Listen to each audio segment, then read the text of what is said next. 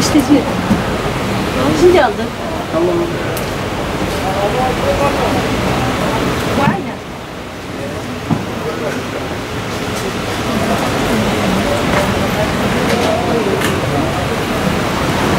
Hasan Bayar, Adana doğumluyum, 1970 doğumluyum.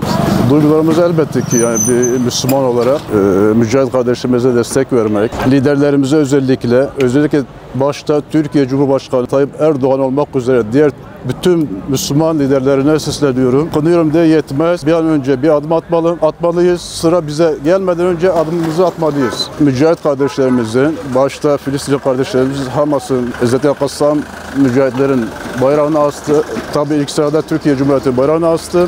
Üçüncü sırada Yemen bayrağı mücahit kardeşlerimizin. Dördüncü sırada Pakistan'ı elbette destekliyoruz. Bir Müslüman olarak kardeşlerimize destek vermemiz bütün Müslümanların vazifesi. Şu an bütün ne kadar nerede bir Müslüman varsa cihat haktır, cihat yapmamız gerekiyor, cihat bize farzdır. Bu düşünceyle ben düşündüğüm, yapabildiğim bayrak astım. Yere de İsrail zaliminin paçavrasını serdim. Gelen giden basmak için Allah belasını versin. Elbette ki ben bunu bir başlangıç düşüncesiyle başlattım. Düşündüm. İlk olayım ben. Diğer Müslüman kardeşlerimiz de belki bir düşünür. Bunlar da bir adım atar. O düşünceyle tabii ki ben bu paçavrayı yere yapıştırdım. Bayrakları astım.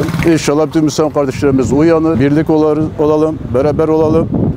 Bir an önce mücahit kardeşlerimize destek olalım. Bu Rabbimin bir emri bize. Birlik olacağız. Tek saf olacağız. Birlikten güç doğar. Zaten biz dağıldık diye şu eziyeti çekiyoruz. Perişan oluyoruz.